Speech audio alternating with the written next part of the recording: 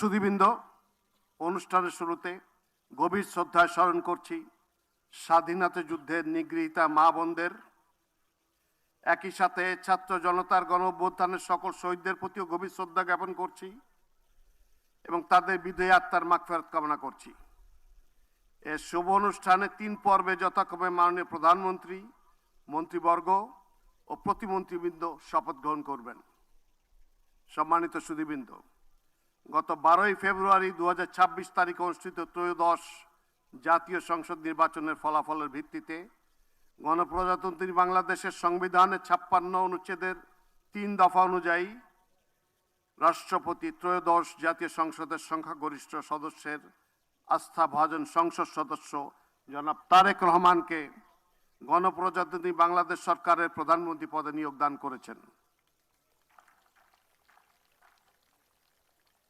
আমি এখন নবনিযুক্ত মাননীয় প্রধানমন্ত্রী জনাব তারেক রহমানকে অনুগ্রহপূর্বক রাষ্ট্রপতি মহোদয়ের নিকট প্রধানমন্ত্রী পদের শপথ ও গোপনীয়তার শপথ গ্রহণ করার জন্য সবিনয় অনুরোধ জানাচ্ছি।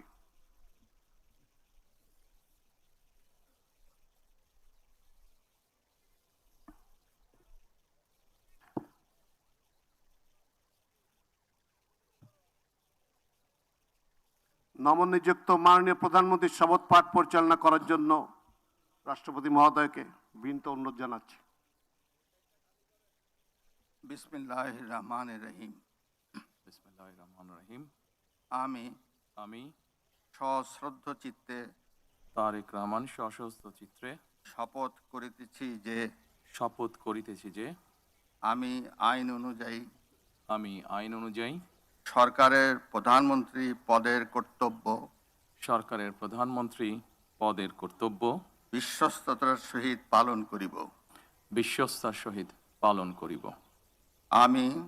আমি বাংলাদেশের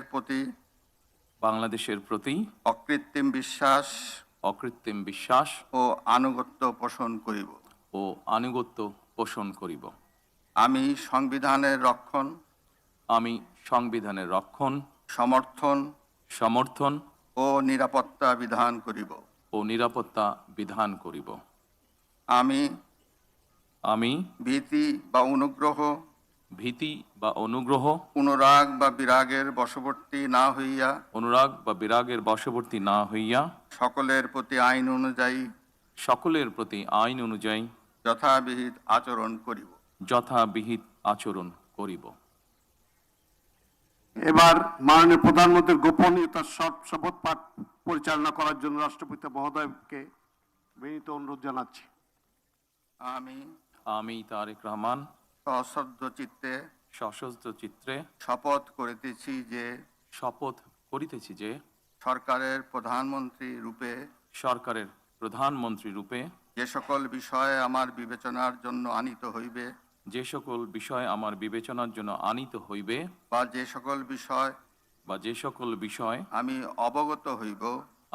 অবগত হইব তাহা প্রধানমন্ত্রী রূপে যথাযথভাবে আমার কর্তব্য পালনের প্রয়োজন ব্যতীত প্রত্যক্ষ বা পরোক্ষভাবে কোনো ব্যক্তিকে জ্ঞাপন করিব না বা কোনো ব্যক্তির নিকট প্রকাশ করিব না। ধন্যবাদ। মাননীয় প্রধানমন্ত্রীকে পদের শপথ ও গোপনীয়তার শপথ স্বাক্ষর করার জন্য এবং স্বাক্ষর শেষে নির্ধারিত আসন গ্রহণ করার জন্য বিনীত অনুরোধ জানাচ্ছি।